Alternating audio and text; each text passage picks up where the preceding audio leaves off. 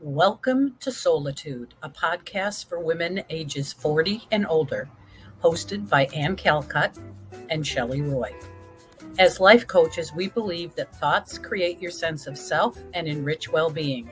Stay tuned for tips and stories on how to thrive after divorce, career changes, difficult relationships, and transitions. Our goal is to help you live authentically through mindset practices.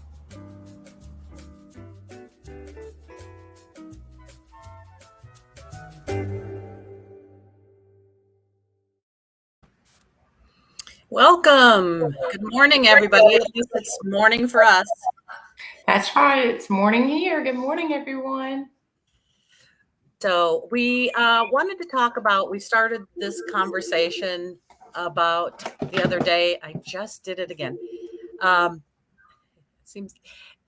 We started this conversation the other day. Actually, we've had this conversation many, many times about words or phrases that we hear a lot, and that sort of when we hear them, we go, right? We get this little, what's this about? And so I've sort of always been fascinated with words, and I found this quote that I think is a sort of right on the money, and it's from Alex Shashkovich, I think is how you say his name. And this is what he had to say: studying how people use language, what words and phrases they unconsciously choose and combine, can help us better understand ourselves and why we behave the way we do. So I think that's probably why this subject is important to us. We think not only the words that you use with others, but the words that you use to talk to yourself even are very, very important. So any quick thoughts, Anne, before we sort of jump in? Well, I think most of our previous podcasts have mentioned or talked in depth about self-talk. And those words are certainly most important because the conversations we have with ourselves are the ultimate and most important conversations. But the words that we use when we're talking to others are also very important. And there are words that do make you and I take up, we shrill sometimes. It's a take aback kind of situation. So we wanted to share with you some of those words today and why we find them off-putting, for lack of a better word, and explain to you why we feel words are important, not just in self-talk, but in our conversations with the people we're closest to, the people we interact with daily, and also strangers. And I think actually you just used one of the ones that I have a tendency to talk about, and that's the word make. I think because I work in counseling a lot, that's one that I hear repeatedly. I call it what counselors think of as the magic question. How did that make you feel? And my contention always is something can't make you. Nobody has a magic wand. If I had a magic wand, everybody would be happy, everybody be content, everybody be kind. And so I think that's just a good reminder to all of us that that's definitely one on my list. And I think the one that goes with that, that's more a little bit about self-talk for me, is have to. You really don't have to do very much. You have to breathe, or you're basically dead. And now we have machines that can do that for you, unfortunately or fortunately. I have never figured that out. But when I have the self talk of I have to, I take away my sense of empowerment, which is one of the categories I think of words that I feel are disempowering in some way. One is make. Nothing can make you. That disempowers you. But also have to is another one. And I know, Anne, you have a couple that I would say are in this category. I know you don't feel quite as strongly about make, but it's one because I hear that question, how did that make you feel all the time? instead of asking, how did you feel when that happened? How did you feel? That's more empowering. It's sometimes just that simple little shift. But I know you have some others that you think go into sort of that category of disempowering language. I do, and I agree with you about make. And I didn't even realize that I'd said it just a few minutes ago. Um, I agree that it does not serve us to ask someone, "How did that make you feel?" Um, and being a former educator, you heard that word so many times being used. I will make you behave. I will make you love math, which is something I'm so glad my math teachers never said, because I've never liked it and I never will. And the reason I did do well in math, well for me, was because my math teachers told me I didn't have to like it. They weren't going to make me like it, that they could help me get through it and help me understand it. So the language that they used with me was powerful, and to this day I credit them for helping me um, get through math class with B's instead of D's. um, Other words that cause me to pause, should, that's a big one that causes you a lot of thought, and we agree that you should do or you should not do. That's really critical during self-talk. That is disempowering, and it's also taking away um, power, and um, it's very discouraging when you are talking to children and saying you should. Now, I'm not saying that I never said that with my daughter, and I'm not saying that I never said that in 30 years of teaching. However, it's how you say it, how often you say it, and what's behind how you are using it. But I'm not in agreement with just constantly saying you should eat your vegetables, you should always do your homework as soon as you get home from school, or you should get a part-time job as soon as you turn 15 and can get a work permit.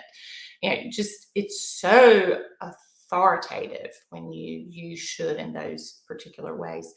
My biggest word that I wanted to talk about today that causes me to think about the true meaning is hero.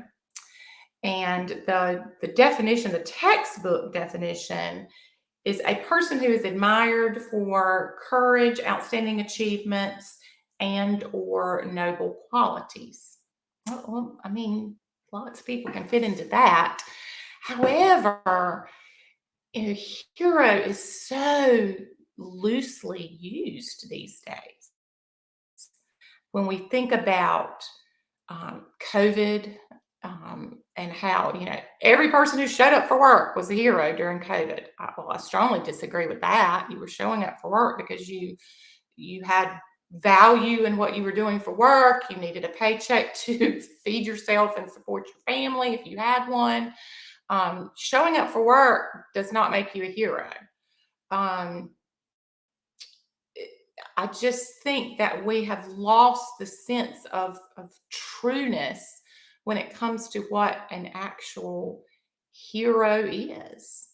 And I think that it's really popular in social media, but it started back in the media.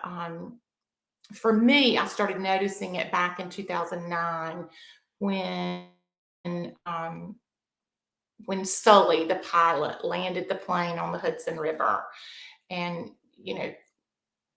saved, people aboard were saved, and he became a hero.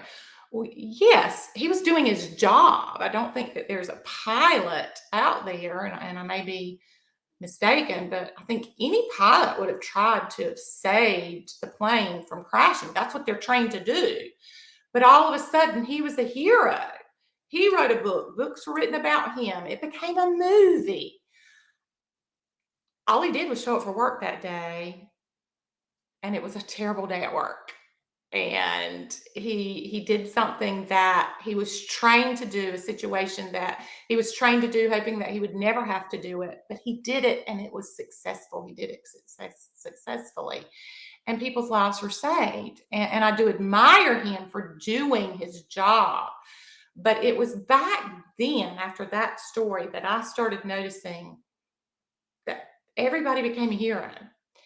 And I know that for doing daily things. And I know that we like to circle back in every conversation that we have to women who are going through career changes, becoming empty nesters, going through a separation and divorce. Another thing about hero that really concerns me is now in social media, if you are a divorced woman or a single mom, you're some kind of hero. I don't agree with that. I mean, you can be what this textbook definition says. You can be a single mom and a divorced woman, and people can admire you for your outstanding achievements. But does that really have to do with you being divorced, or could you have done that in other situations? So I'm going to turn it back over to you, Shelley. I've said a lot in just a short period of time. Yeah. Yeah, yeah. I was going to pick up on something you said before, but I'll start here since this is where we are in the conversation. This is one of the words that we share. That I feel the meaning has been the true power of the word, right? I think this is where it comes from. That we both really, really value heroic actions and heroic people, and that Yeah. when we take that phrase and apply it to what you and I were probably brought up to see as our role in the world, or doing our job, or fulfilling what we agreed to do, that's just what you do. That doesn't, to me, I think, to me and to you both, a hero is someone that goes above and beyond, right? And so as we apply that term to more and more people, I think that's when it starts to lose what I call its punch, right? It loses its extra little dose there, right? Any of you that are familiar with The Power of Myth, Joseph Campbell's work on the hero's journey, if you read his work, you're going to see it. Every culture has it. It's been worldwide. It's historical. The idea of hero. It's been around for a long time, but it was in the past not applied in the way that we're applying it today. And I think that's really where our issue is. Um, that we see that as you do that, you sort of demean or take away from those people that we see as real true heroes. And I think that's where the issue for both of us comes in, right? Am I Have I watered down the word, by applying it in places it doesn't sort of belong?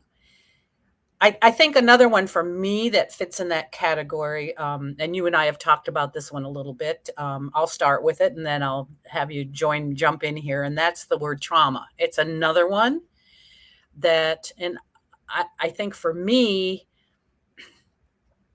where it really came home for me is when I did my work in the jail, and I worked with people.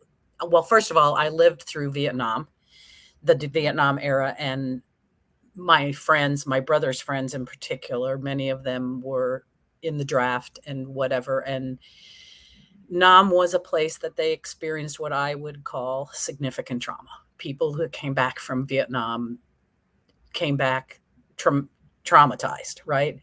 And so I have some very strong feelings about what trauma is and what trauma isn't. And I work in a middle school.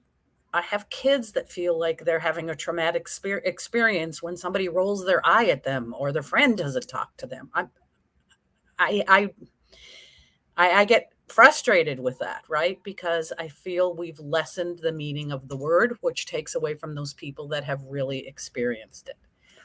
And you have thoughts on that one? I know you do. So, Yes, I feel exactly the same way you do when it comes to trauma. And one of my best friends during junior high and high school, yes, I went to junior high, not middle school. Uh, me too. her dad was in, on the battlefield in Vietnam, and he came back traumatized. And I remember I went to her house almost every weekend for 4 straight years when we were in high school.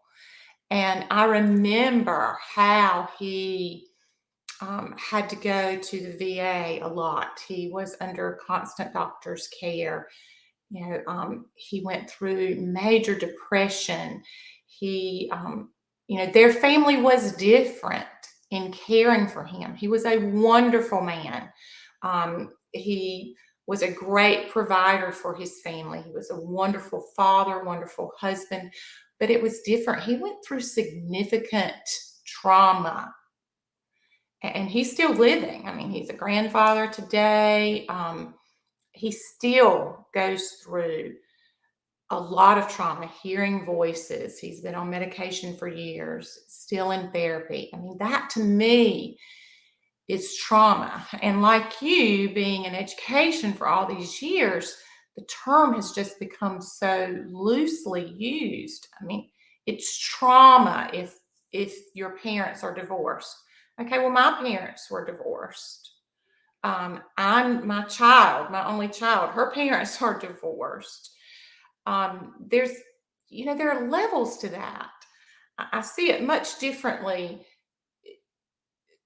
If your parents are divorced and you're coming from a home where you and your other parent, one parent, were physically, emotionally, and or sexually abused consistently, versus two parents who decided, hey, I just don't want to be married anymore, and one said, I'm out of here. I feel that there's a difference in using trauma. Neither one is good.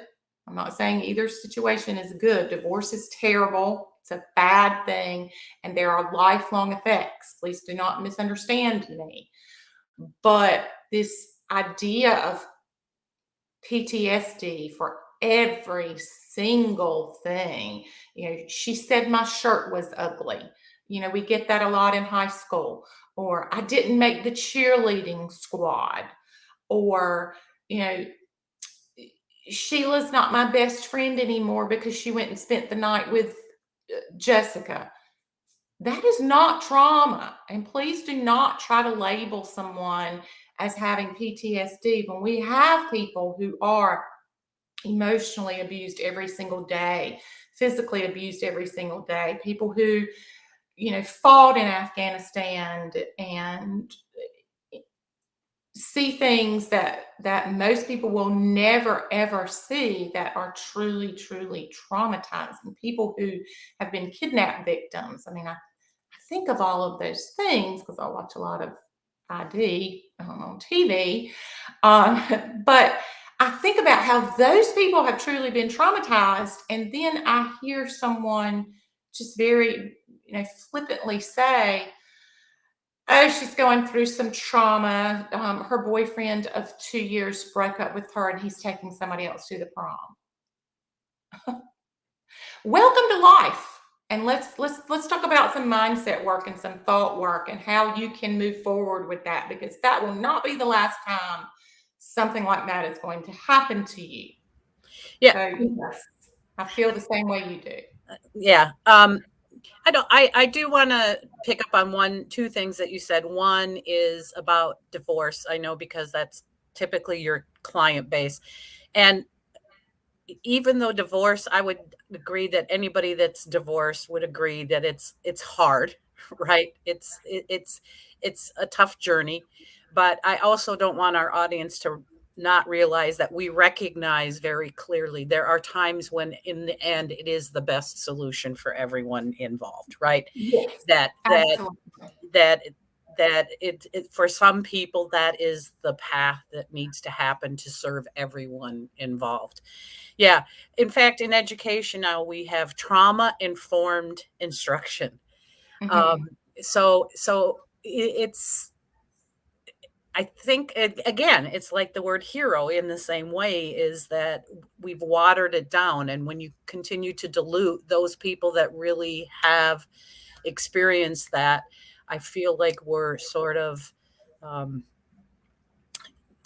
we're not providing them or recognizing really the struggle they've been through. And some of the examples that you gave are exactly some of the examples that I did work with. I worked with women in particular who, if you're not familiar with it, about 95% of the women that are incarcerated have been through some type of abuse.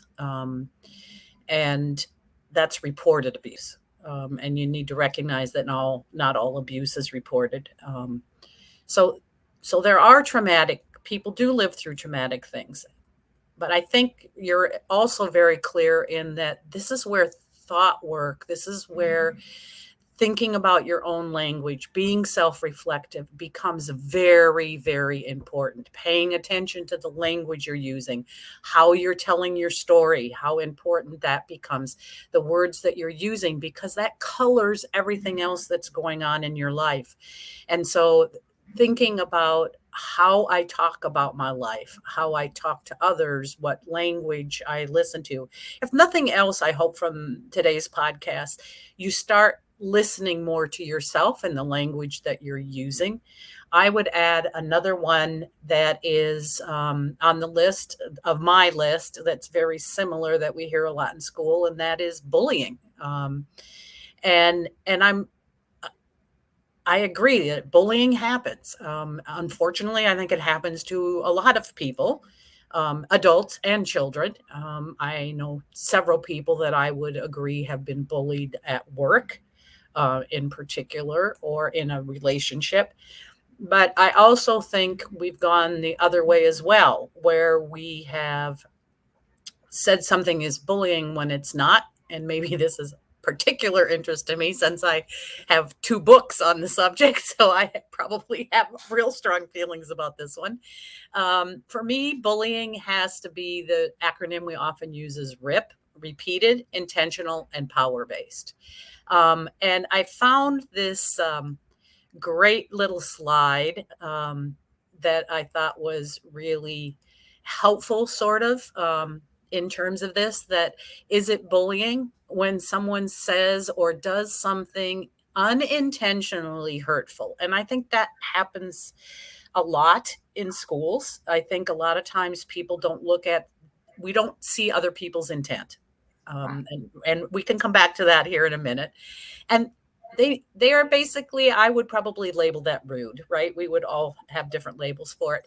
Um, and right now, I've had several incidents, I would say, of what I call mean girl, sometimes mean boy. It's not gender specific, but when someone says or does something intentionally hurtful, but it's a sort of what I think of as a one off. This happened to one of my students lately, said something totally inappropriate. It was, I think the intent at that moment was not the best intent, but immediately recognized that's not who they want to be and wanted to fix it and whatever, and recognize that they, in fact, that's the word they used. I'm sorry, I was being mean and I shouldn't have been mean. And, but bullying again is including more than that. There's an intent, it's an intent to be harmful and it's repeated, right? It doesn't, even if somebody tells you to stop, it doesn't go away. And I think one of the problems with that is this. When, like I said, somebody doesn't see our intent, right? We know Right. our intent with what we're doing and saying. They see our actions, which is our words and our motions, and then they receive it, and it's how they feel about it, which is the meaning they walk away with. So our intent sort of gets lost. So I here's some sort of advice. You need to be intentional about stating your intent. That is one of the strategies I think that you can take away from the show today is watch my own language, pay attention to what I'm saying, how I'm saying it, not only to others, but to myself, but also recognize if I need to say something to somebody else that I state my intent, right? That's a good way to do it. So we've talked about trauma. We've talked about a little bit about bullying. We talked about the word use of the word hero. Those are all the what I call watered down words, right? We've watered the meaning. Um, we talked about made and have to, and we talked about should, right? And one of my favorite phrases always is stop shoulding on yourself. You'll get Right. buried in a pile of should. I think the two that go along with that, close cousins, are could and would, especially when they are past focused, when we're using them in reference, because we do not have time machines. We cannot go back in time, and we do not know that doing something different, and I think this is especially true for the women that our audience is important, right? We do not know if we had said or done something differently, the outcome would have been what we wanted. Absolutely. I, Yes. and I think that's a big takeaway from today. Um, and you have any others you'd add to the list or? I just want to encourage all of our listeners to Oh, their language for the next week. Be more intentional with the words you think about, the words that come out of your mouth, um, the words that you hear others around you using. And also notice how the intent and actions come together, how your intent and your actions come together, or do they? And spend some time reflecting on that. You know, there are so many times that we say things without even realizing what we have said. So I encourage you to be more intentional, to focus more on the words that you are thinking about, especially in self talk, but the words that you're saying to others as well in the upcoming week. And let us hear from you. Let us hear from you. You know, your thoughts about the words that tend to create thoughts for us. Is there a word that causes you to pause and think, oh, is that word overused, or is that meaning somehow skewed? Let us hear from you if you have those words. Or let us hear from you your thoughts about today's episode. And also let us hear from you about your reflection time. How did this work for you? So, our challenge for this week is to be more intentional with the words we think about, the words we say to ourselves and to others, and to see how our words and our actions come together. And if they do, are they serving us? Is that situation serving us? right. I think that's really the takeaway is, it might, how sometimes they talk when you are dieting or focusing on your food to keep a diary, right? It might be kind of fun. I will almost guarantee you when you hear one of the words we've brought up today in the next 48 hours, a little, as my friend says, the backup beeper, which I'm in a construction zone right now, so we hear it every day. The little backup beeper in your head might go beep, beep, beep, beep. And so, watch for those words. How are they being used? How does that sit with you? Does it serve you? Um, might be kind of fun to keep a word. If there's a word, you know, try and catch yourself. Oh, how often do I say that? Another one that I know that I try, and sometimes I haven't figured out quite how to do that, is the word but, right? I don't like the word but, and I don't mean butt, I mean Right. but. Right. I like to shift it to and, Amen. so that there's choice there. Um, so just that's our challenge this week, and we do really want to sort of build a community. I have, if you listen to us on Spotify, there's a question been posted every time. We'd love to hear from you. If you listen to us on Facebook or YouTube, please drop a comment. Um, and so your challenge, if nothing else, this week is pay attention to what you're saying. And what you're saying, not only, as I say to the kids, not only what's coming out of your mouth, but what you're saying inside your head. So, Anne, create a great week. Yes, to all of our listeners, we thank you. Please subscribe. Please share with other women and men. We want to build this community, and we challenge you to think about your words in the next week. And we look forward to seeing you back here in about 7 days. So create a wonderful week, and we will see you soon. Bye. Bye.